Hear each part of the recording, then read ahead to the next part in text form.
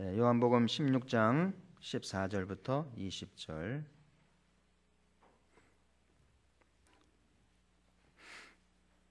그가 내 영광을 나타내리니 내 것을 가지고 너희에게 알리시겠음이라. 무릇 아버지께 있는 것은 다 내 것이라. 그러므로 내가 말하기를 그가 내 것을 가지고 너희에게 알리시리라 하였노라.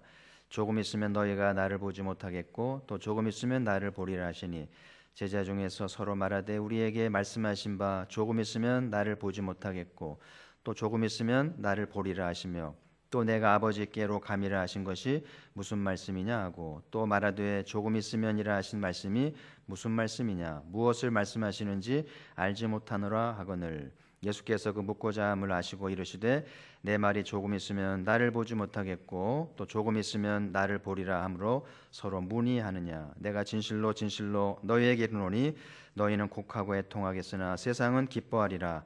너희는 근심하겠으나 너희의 근심이 도리어 기쁨이 되리라. 아멘. 이 시간 우리 한번 나라 민족을 위해서 한번 더 기도하기로 합니다. 하나님께서 이 민족을 불쌍히 여기시고 100여 년 전에 도탄에 빠진 이 나라를 긍휼히 여기셔서 복음에 큰 은혜를 주셨는데요. 지금 나라가 다시 한번 구한말보다 어려운 시기를 맞이해서 지도자로 인해서 분노하고 방황하는 백성들을 불쌍히 여기시고 이 시국이 잘 해결되어서 전화위복의 길이 열리도록 하나님의 긍휼이 임하여서 준비된 지도자들이 세워지게 하시고 나라가 평안해질 수 있게 하시고 남북관계가 평안하도록 열방으로 복음을 수출하는 나라가 되어지도록 한국교회가 깨어 기도하며 가포교회가 오직 복음으로 무장하여 복음을 위해 전진할 수 있는 교회가 되도록 나라와 민족을 위해서 통성으로 기도합시다. 하나님 아버지 감사합니다. 오늘도 우리의 심령을 불쌍히 여기시고 주 앞에 모였으니 우리의 기도의 언어를 회복시켜 주시고 우리의 복음을 든 입술을 열어주사 우리의 입술에 담대히 복음을 전하게 하시고 예수 그리스도의 피 묻은 복음을 전하게 하시고 하나님의 사랑에 감동하며 늘 하나님 임재 안에 거하며 기뻐하며 즐거워하며 신앙의 도리를 부르심의 도리를 따르며 우리의 신앙을 굳게 잡으며 우리의 신앙의 도리신 예수 그리스도를 붙들며 담대하기를 소망하고 이 나라가 어지러운 가운데 있사오니 주여 이 나라를 불쌍히 여겨 주옵소서. 이 나라가 어디로 가야 할지 무엇을 해야 할지 알지 못하며 비전을 제시하지 못하며 이리저리 표류하는 배처럼 방황하고 있으니 군단이 이 나라를 불쌍히 여기시고 사상의 노예가 되어 방황이 따른 불쌍히 여기시고 물질의 노예가 되며 탐심의 노예가 되며 정욕의 노예가 되며 오 하나님이여 그렇게 방황하고 있는 이 민족을 불쌍히 여기시고 기초가 회복되게 하시고 뿌리가 든든한 나라가 되기로 나오고 신앙의 뿌리가 회복되게 하시고 가정이 회복되게 하시고 가족사랑이 회복되게 하시고 믿음이 회복되게 하시고 이 나라에게 지도자의 복을 주사 준비한 지도자들이 세워지게 하시고 진실로 백성과 나라를 위하며 하나님 나라를 위한 자들을 세우셔서 사심을 버리고 욕심과 정욕을 버리고 모든 물질에 대한 탐심을 버려버리고 주를 쫓는 자들이 세워지게 하셔서 백성들을 즐겁게 하며 백성들이 환호하게 하며 신바람 나게 하는 나라가 되어지도록 이 전화위복의 기회를 주시고 나오니 오 홍해 앞에 이스라엘을 살리신 아버지 하나님, 이 나라가 홍해 앞에 있으니 가야 할 바를 인도하시며 홍해를 가르신 하나님, 이 민족의 갈 길을 인도하사 대로를 여시며 열방으로 나아가게 하시고 복음을 전하며 하나님 나라를 완수하는 하나님의 거룩한 믿음의 나라가 되어지도록 주여 긍휼을 베푸시고 기도의 언어를 회복시켜 주시고 나라를 위해 기도하는 소리가 회복되어지게 하시며 오늘도 가포교회가 기도하오니 주여 불쌍히 여기시고 은혜를 베푸시며 깨닫게 하시며 우리 영을 소생시켜 하시고 우리 영이 깨어나게 하사 마땅히 거듭난 자답게 기도하게 하시고 주님을 찾게 하시며 거듭나게 하시며 진실되게 하시며 새 사람 되게 하여 주시고 그 말씀 가운데 은총을 베풀어 주옵소서. 고마우신 하나님, 오늘도 나라와 민족을 위해 기도하게 하시니 감사합니다. 이 땅에 신앙의 자유를 주시고 또 예배의 자유를 주시니 얼마나 감사한지 이 자유를 귀히 여기게 하시고 하나님 주신 신앙의 자유를 통해서 은혜를 받게 하시고 이 민족의 갈 길을 인도하며 교회가 깨어 기도할 때 이 나라에 소망이 있는 줄 아오니 오늘도 강단마다 말씀이 선포되게 하시고 모든 열방 민족과 열방을 위한 기도가 상달되게 하시며 이 나라의 위기와 아픔을 아시고 이런 아픔이 처음도 아니고 이미 이조 왕실을 무너졌던 이 민족의 역사를 기억할 때에 새로운 것이 없으나 아버지 은총을 구하오니 오 하나님 준비된 지도자들을 세우시고 진실로 물질의 탐욕을 벗어버리고 모든 정권의 용심을 벗어버리고 진실로 나라를 사랑하고 백성들을 사랑하며 하나님 나라를 사모하는 자들을 세우시사 이 나라 건강한 나라가 되게 하시고 뿌리 깊은 죄악을 뿌리 뽑게 하사 다 청산하게 하시고 거듭나게 하시고 새 사람 되도록 어둠의 영을 청산하시고 정결케 하여 주옵소서. 오늘 저희를 불러주셨으니 우리 영을 맑게 하시고 죽은 영혼을 살려주시고 침식된 영혼들을 회복시켜 주사 기뻐하며 즐거워하며 주를 섬기기를 사모하며 은혜 받기를 사모하게 하시고 또 주 앞에 나올 때 예물드린 손길들이 있으니 하나님께서 예물을 주여 기억하시고 연락하시며 긍휼을 베풀어 주옵소서. 그렇게 믿사옵고 예수님 이름으로 기도하옵나이다. 아멘. 오직 말씀은 개신교 신앙의 중심이죠. 그래서 가톨릭 교회가 부패한 것은 말씀이 중심이어야 되는데 말씀보다 더 다른 것을 우선순위를 뒀기 때문에 이제 백성들이 분노하고 또 개혁가들이 일어나서 개신교를 만든 거잖아요. 예를 들면 뭐 건축이라든지 또 예전과 전통이라든지 뭐 교황의 권위라든지 또는 어떤 물질과 권력 등을 더 강조하다 보니까 말씀이 이제 뒷전이 되고 말씀의 권위가 떨어지면서 가톨릭 교회가 부패하게 됐거든요. 내년은 특별히 개신교가 만들어진 지 500년이 되는 해예요. 뜻깊은 100년이 5번 지난 거니까 그래서 많은 이제 개신교 이제 학자들과 또 목회자들 많은 평신도들이 유럽의 이 회복을 위해서 말씀 회복을 위해서 많이 애쓰는 걸로 알고 있고요. 우리는 또 멀리 있지만 유럽을 위해 기도하면서 이 개신교가 탄생한 유럽 땅에 말씀이 회복되어지고 하나님 나라가 회복되어져서 열방이 변혁되는 그런 은혜가 있도록 기도하시면 좋겠고요. 모세가 40년 광야 고생 끝에 주신 말씀이 사람이 떡으로만 사는 게 아닙니다. 하나님의 말씀으로 사는 것입니다. 근데 실제로 광야에 생활하면 정말 필요한 거는 한 끼 한 끼 먹거리잖아요. 그렇죠? 우리는 뭐 특별히 양식을 위해 기도하지 않아도 냉장고에 먹을 거 많아요. 냉동실에 많이 있어서 일주일은 굶지 않잖아요. 근데 정말 광야에 있으면 한 끼 한 끼가 이제 아쉬운 때잖아요. 그런 곳인데 모세가 하는 말이 사람이 떡으로만 사는 게 아니다. 이런 말이 좀 서운하게 들릴 수 있고요. 아니 기독교는 먹는 거와 관계가 없나? 우리 의식주를 소홀히 여기시나? 그냥 영만 살면 되는 건가? 오해할 수 있는데 그렇지 않잖아요. 하나님이 택한 백성들을 먹거리를 주셨고 또 입을 거리를 주시고 거처를 주셨잖아요. 근데 정말 중요한 것은 먹고 사는 게 중요한 게 아니고 하나님 입에서 나오는 말씀으로 산다는 거예요. 왜 모세는 먹고 사는 것보다 의식주보다 하나님 말씀으로 산다고 하는 것일까? 여러분 하나님의 말씀은 밥이 줄 수 없는 걸 주잖아요. 밥을 아무리 많이 먹고요, 아무리 비싼 요리를 먹어도 해결되지 않는 게 있는 거예요. 말씀이 우리에게 주는 것은 삶의 의미를 줍니다. 그 말씀을 들을 때 내가 왜 사는지, 무엇을 위해 사는지 깨닫게 되면서 삶의 안목을 넓혀주거든요. 그 말씀을 들을 때 내가 영적인 존재고 사람은 하나님을 찾는 존재구나. 아무리 좋은 음식을 먹어도요, 내가 영적인 존재야 깨닫게 하진 않아요. 그 말씀을 들을 때 내가 영적인 존재를 깨닫게 된다는 사실이고요. 그리고 삶의 위기를 만날 때, 좀 어려운 일을 만날 때 말씀을 들으면 힘을 얻게 되고 지혜를 얻는 거예요.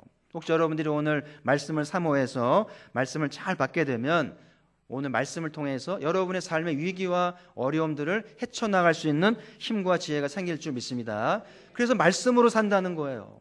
말씀을 듣는 사람하고 듣지 않는 사람하고는 삶의 근본이 다른 거예요. 그 사람이 아무리 좋은 것 먹고 뭐 좋은 집에 살아도요, 이제 삶의 의미도 모르고 자신의 미래에 대한 안목도 없다면 방황할 수밖에 없어요. 방탕하게 되어 있고요, 방황하게 되어 있고 위기 앞에 다 절망할 수밖에 없다는 사실이죠.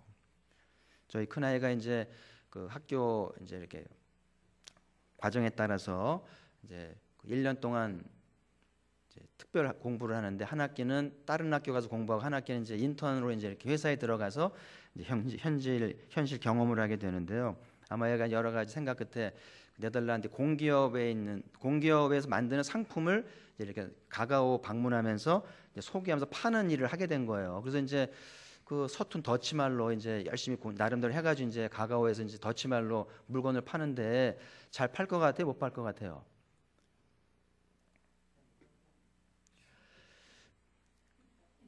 네, 잘 모르겠습니다만은.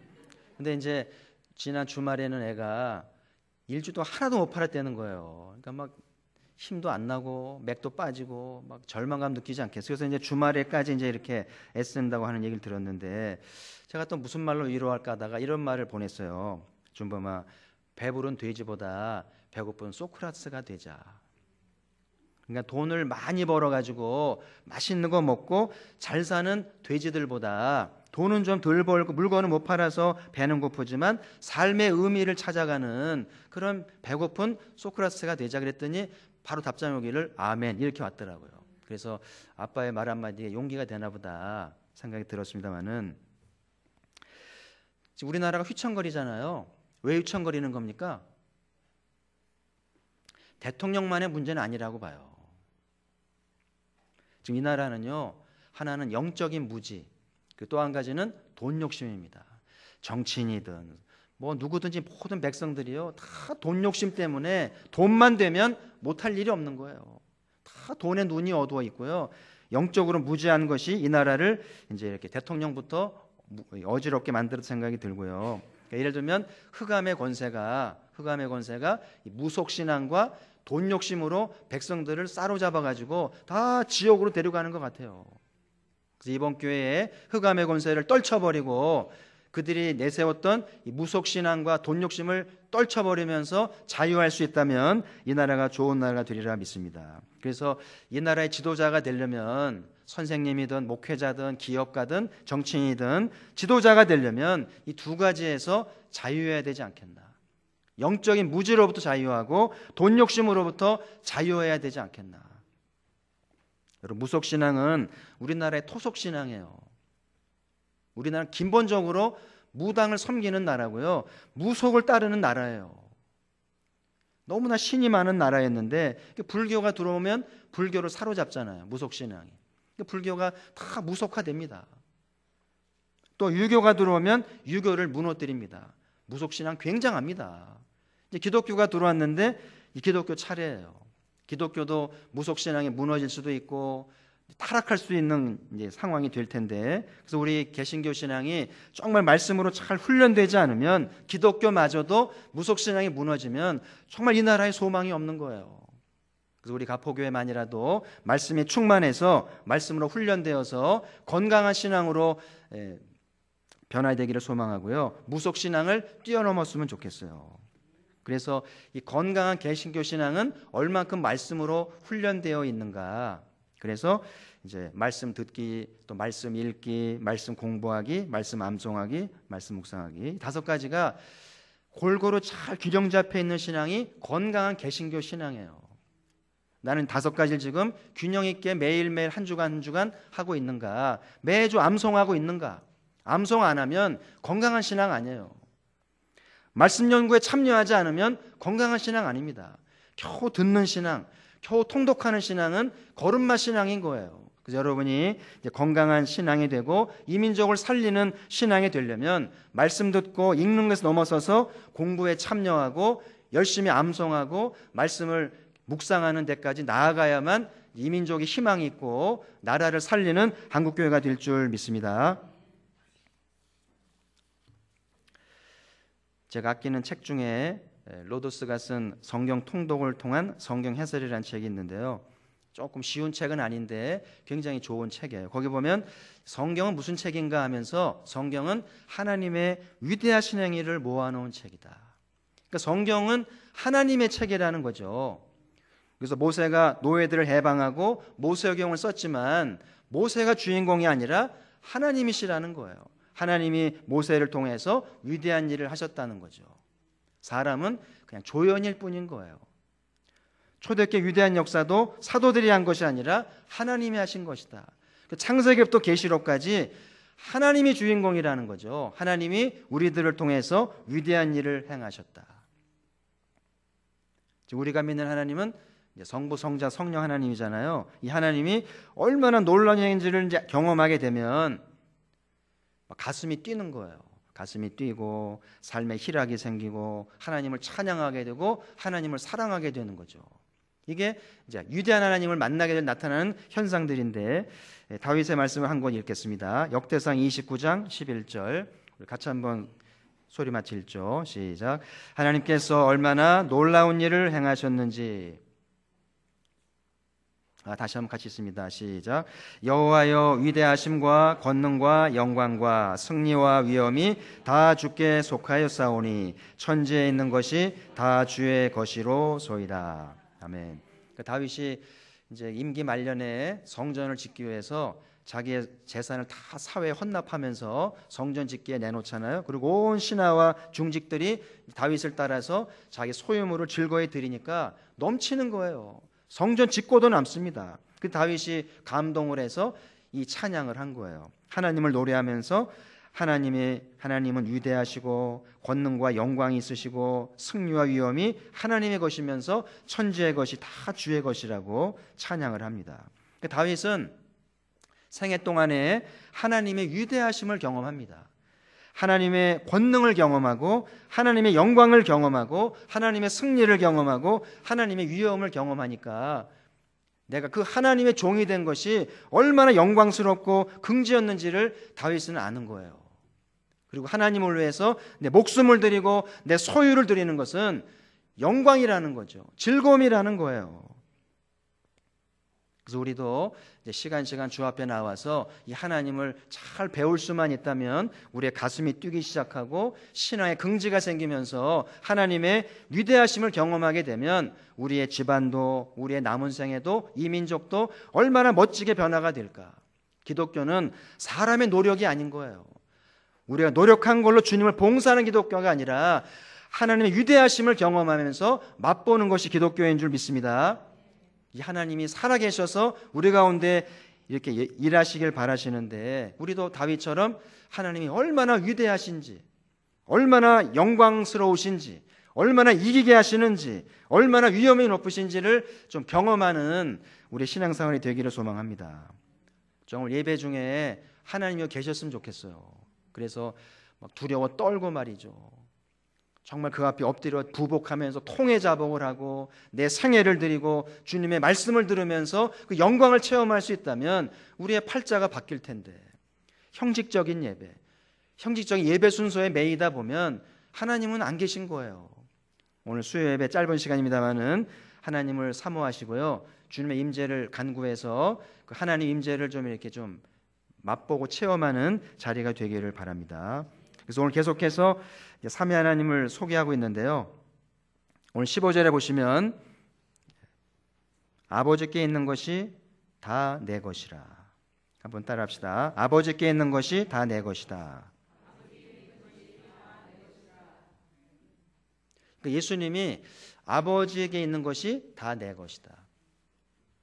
그러니까 아버지의 것, 천지의 모든 것이면 천지에 있는 모든 것이 내 것이란 이야기죠.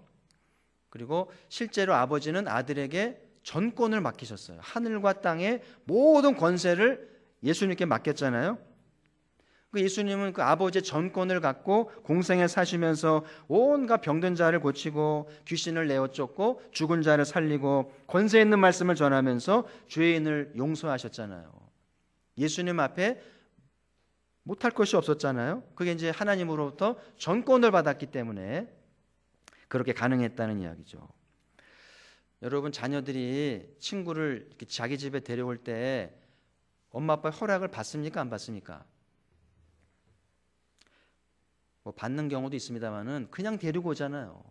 특별한 이벤트가 아니라면 자기 집에 데려오잖아요. 근데 사실은 엄밀히 말하면 애들 집이 아니죠. 엄마 아빠의 집이죠. 그렇죠? 한 푼도 보탠 거 없잖아요. 근데 아버지의 집을 내 집으로 생각하고 막 친구 내려오고 허락 없이 냉장고 문 열고 막 손 내밀고 막 달라 그러잖아요. 뭐 맡긴 것처럼. 냉정히 말하면 도둑놈입니다. 그렇죠? 그 부모가 뭔지 맡겨놓은 것처럼 막 손 내밀고요, 막 다 요구하고요, 막 사람 데려오고 막 이러잖아요. 근데 예수님은 하나님의 전권을 받았어요. 전권을 받아서 전권을 행사하시는데, 중요한 것은 예수님은 그 전권을 행사하시면서 한순간도 내 거라고 생각하지 않아요. 누구 거예요? 아버지의 거죠. 한순간도 말하시면서 내 것인 양 말하지 않았어요. 누구 거예요? 아버지의 것이죠. 아버지의 것인데 나에게 맡겨진 것이다.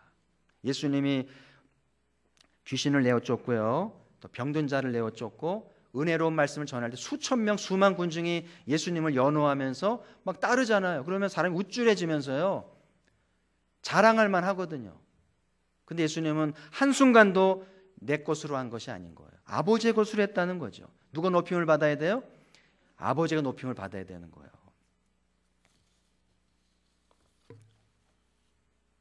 그리고 마지막에 예수님이 가시면서 그 모든 정권을 아버지께 돌려드리면서 아버지께 돌아가지 않아요? 그리고 아버지의 뜻이라면 십자가라도 지면서 순종하셨던 분이 예수님이시라는 거죠.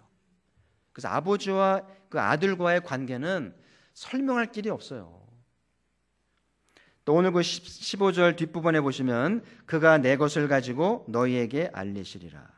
그가는 성령님을 얘기하고요, 성령님이 내 것을 가지고 너희에게 알리기. 성령님이 내 거를 가지고 사역할 거야 얘기하는 거죠. 예수님이 하나님 중심이었다면 성령님은 철저히 예수님 중심입니다. 그래서 예수님이 이제 성령님께 모든 걸 위임하죠. 심지어는 성경이 성령님을 소개할 때 그리스도의 영이다. 그리스도의 영이라는 말은 성령님이 곧 예수님이란 얘기와 같은 거죠. 분명히 다른 인격이신데 예수님의 영이 성령님이라 할 정도로 예수님 모든 걸 성령님께 맡겼다는 사실이죠. 성령님은 예수님의 모든 정권을 받아가지고 사역하시는데 절대 자기를 드러내지 않습니다. 누굴 나타내요? 자기에게 정권을 준 예수님을 높이는 거죠. 제가 이제 복음서를 필사하는데요, 성령님이 안 나와요. 복음서에 별로. 가뭄에 콩 나듯이 나오는데요, 쓰다가 이제 성령님이 나오면 색연필로 빨간 줄을 씁니다. 너무 반가우니까. 여러분, 예수님의 생애 동안에 성령님이 가끔 역사하셨나요? 순간순간 역사하셨나요? 예수님이 세례받을 성령님이 오셨잖아요. 그렇죠? 그 말은 예수님의 공생애 내내 1분 1초 365일 내내 성령 계셨다는 얘기인데, 복음서에 보면 성령님이 나타나지 않아요. 안 계신 건가요? 그렇지 않아요. 귀신을 내어 쫓을 때, 병자를 고칠 때, 죽은 자를 살리실 때, 말씀 전하실 때 다 성령님의 역사인데 복음서는 성령님을 침묵합니다. 가뭄에 콩 나듯이 성령님이 나오니까 줄치면서 얼마나 성령님이 반가운지. 왜 성령님이 가뭄에 콩 나듯이 이렇게 표현되지 않는 걸까요? 나를 쓰지 마라, 나를 나타내지 마라. 누굴 나타내라고요? 예수님을 나타내라는 거예요. 자, 우리 14절을 한번 같이 읽겠습니다. 14절 시작. 그가 내 영광을 나타내리니 내 것을 가지고 너희에게 알리시겠습니다. 여기 이제 중요한 표현이 나오는데요, 그가 내 영광을 나타내겠다. 그러니까 성령님의 좌우명, 성령님의 생애의 목표는 내 영광인 거예요. 누구의 영광? 자신의 영광이 아니라 자기에게 전권을 맡기고 자기를 보내신 예수 그리스도의 영광을 나타내는 것이 성령님의 최고의 영광이고 최고의 기쁨이었다는 거예요. 그분은 내 영광을 나타낼 거야. 이 말은 예수님이 성령님에 대한 굳은 신뢰가 있는 거예요. 그분은 분명히 내 영광을 나타낼 거야. 나를 실망시키지 않을 거야. 그러면서 성령님에 대한 굳은 신뢰를 표현하는 표현이 그는 내 영광을 나타낼 것이다. 예수님의 기대대로 성령님이 오셔서 그 영광을 나타내셨나요? 100% 나타내시죠. 이게 하나님하고 사람하고 다른 거예요. 사람은요 늘 실망을 줍니다. 믿음이 클수록 실망이 큰 거예요. 자식에 대한 실망, 배우자에 대한 실망. 사람에 대한 실망이잖아요. 기대했는데, 믿어줬는데 실망을 주잖아요. 근데 성령님은 실망하는 법이 없어요. 그가 내 영광을 나타내리라 말한 대로 주님의 영광만 나타냅니다. 성령님은 성자도 쓰지 못하게 합니다. 철저히 그분의 영광만 나타내라. 할렐루야. 이게 오늘 성령님을 배우면서 꼭 배워야 할 신앙의 덕목인 거예요. 하나님은 변함이 없으세요. 예수님도 변함이 없고 성령님도 변함이 없고. 한국교회도 성령 사역자들이 많은데요, 다 처음엔 잘합니다. 처음엔 참 존경스럽고 참 신실하고, 그런데 점점 변질이 돼요. 인기를 얻고 돈을 벌고 방송에 나오면서 변질이 됩니다. 마치 은사가 자기 거인 것처럼 막 과시를 하고 자기 영광을 나타냅니다. 누구 거예요? 예수님이 한시도 이게 아버지의 것임을 잊지 않은 것처럼 진정한 성령의 사역자는 이 은사는 내게 아니지, 그분의 것이지. 그러면서 그분만 나타내야 되는데 자기도 모르는 사이에 어깨에 힘이 들어가고 머리에 기름 바르면서 얼마나 자기를 과시하는지. 그러다가 나중에는 점점 빗나가게 되면서 성령님이 화가 나시니까 은사 가져갑니다. 그 나중에는 버리기도 해요. 내가 너를 구원할 수 없다. 그래서 버리게 되면은요, 이단으로 빠지기도 하고 형편없는 사람으로 전락을 합니다. 그래서 여러분, 진정한 성령의 사역은 얼마나 은사를 많이 받았는가 아니라 얼마나 성령님을 기쁘시게 하면서 성령님의 인격을 닮아서 성령님을 기쁘시게 하는가가 중요한 거예요. 지금 이 나라는요, 은사 많이 받은 사람을 찾지 않고 성령의 인격을 가진 그리스도인을 찾고 있어요. 우리 가포교회가 이 성령님을 잘 배워서 성령님의 인격을 닮은 성령 9가지 열매가 주렁주렁 맺히는 은혜가 있기를 소망합니다. 그래서 오늘 꼭 기억하실 것은 그가 내 영광을 나타내리니. 그래서 여러분 마음속에 나는 주님의 영광만 나타내야지, 다짐하고 다짐해야 돼요. 지금 내 삶은 누구의 영광을 나타내고 있는가? 올해도 가포교회가 많은 일이 있었잖아요. 참 숨은 일꾼도 많고요, 전도하는 일로 또 예배로 수고하는 일로 아이들을 가르치고 찬양을 섬기고, 올해는 행사도 많았잖아요. 전교인 수련을 했죠. 또 새생명 축제도 치루었죠. 또 선교사 파송을 했죠. 많은 일을 했잖아요. 그거 하면서 누구의 영광이 나타났어요? 주님 영광이 나타났습니까? 내 이름이 나타난 거 아니고요. 우리가 정신 차리지 않으면 인간은 부패한 존재이기 때문에 자꾸 내 이름을 내고 싶고요, 내가 한 것처럼 과시하고 싶고 누가 알아줬으면 좋겠고, 그러면서 주님의 영광을 나도 모르게 가리게 되는 거예요. 그래서 사도 바울이 그러잖아요. 나는 날마다 나를 칩니다. 친다는 말은 실제로 몸을 때린다는 거예요. 허벅지를 꼬집고요, 자기를 때리면서 왜 네 영광을 나타내려고 하느냐. 자기를 쳐야 돼요. 사도도 쳤으니까 우리는 얼마나 더 쳐야 되겠어요. 그리고 날마다 죽는다 그러잖아요. 우리 아내 여러분들은 남편 들어오기 전에 죽어야 돼요. 20년, 30년 살림을 했으면 공로가 어마어마합니다. 시댁을 향한 공로가 하늘을 찌를 수밖에 없잖아요. 그 공로 누가 받으셔야 돼요? 주님의 영광이죠. 그 남편 들어올 때 죽어 있어야 돼요. 십자가에 못 박혀 죽어서 공로를 주님께 올려드려야 돼요. 남자는 직장생활 공로를 얼마나 많이 세웠어요.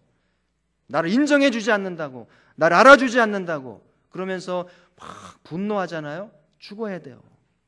주님이 하신 거고 주님의 영광만 나타내야 되는데, 근데 사람들은요, 일이 잘 안 되면 자존심을 나타내요.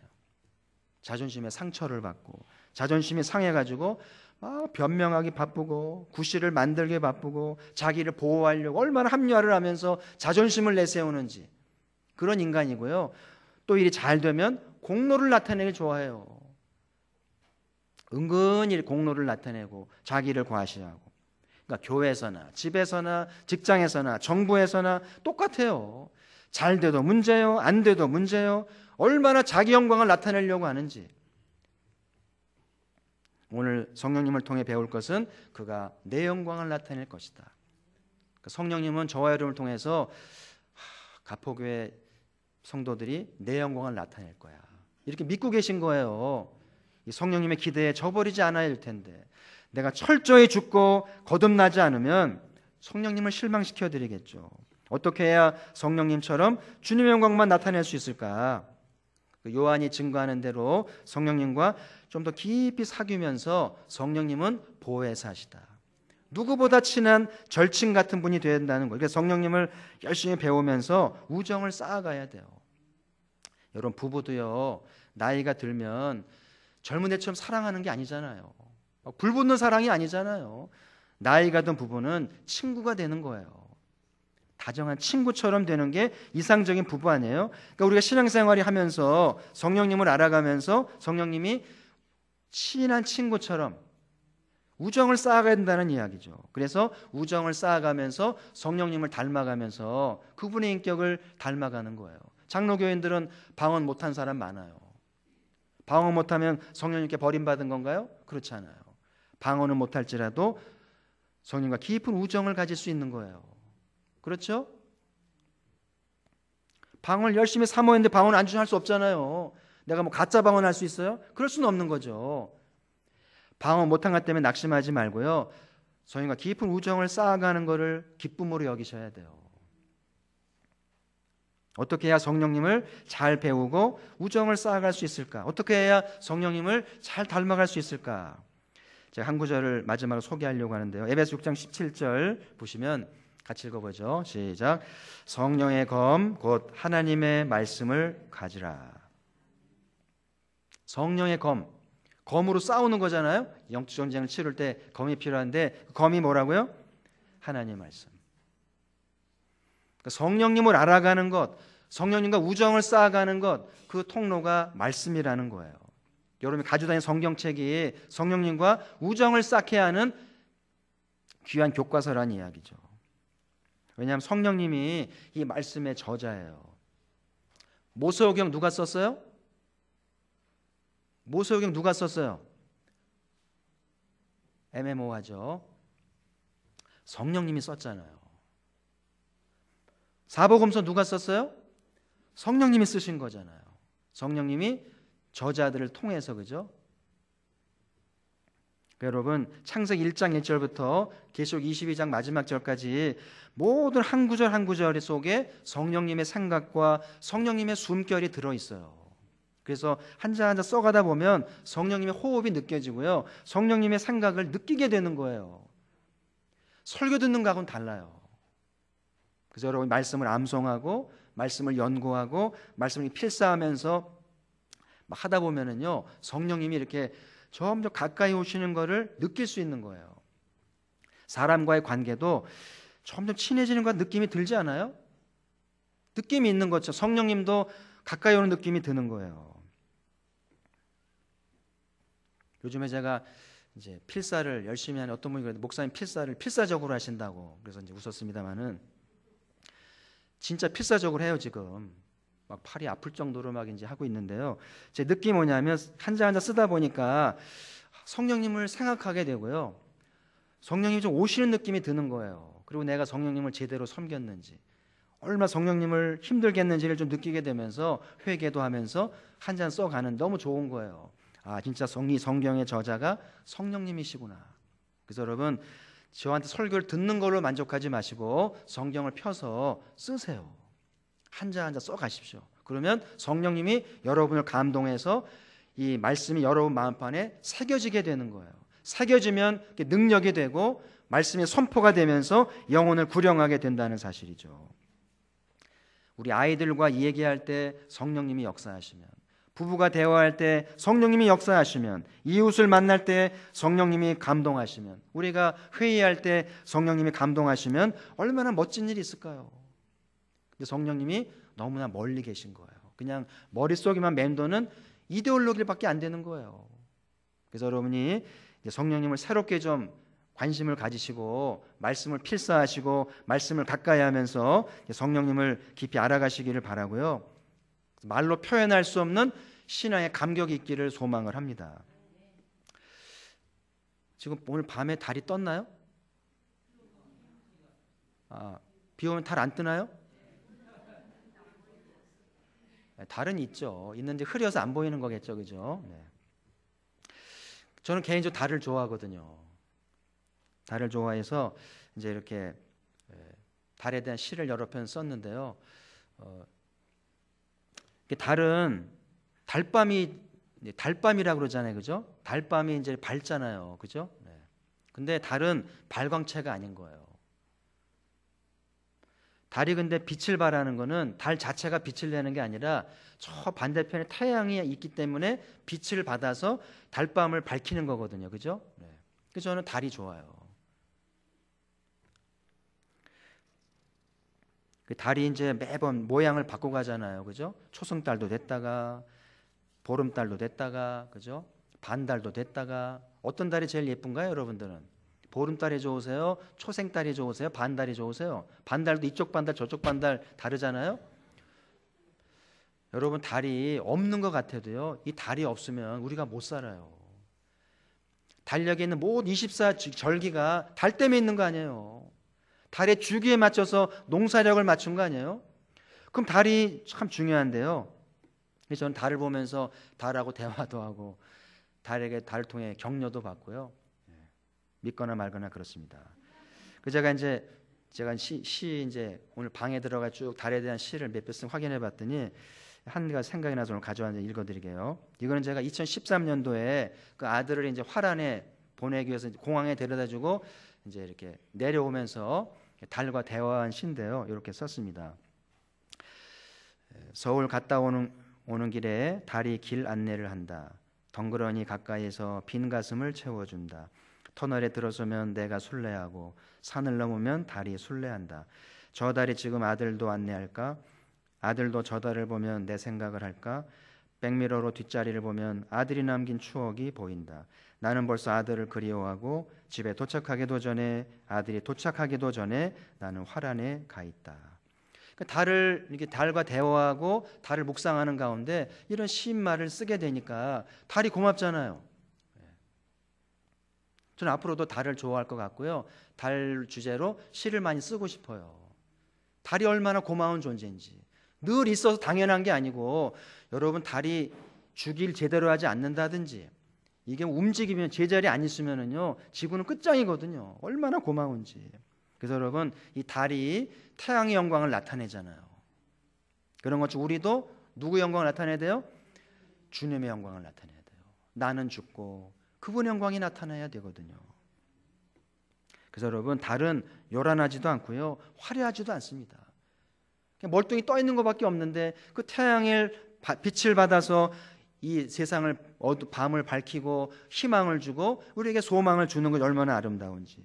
저는 갑자기 여러분들이 좀 태양같이는 않을지라도 뭐 은사도 많지 않고 뭐 능력은 많지 않아도 달과 같이 묵묵히 평범한 것 같지만 소중한 일꾼이 되었으면 좋겠어요.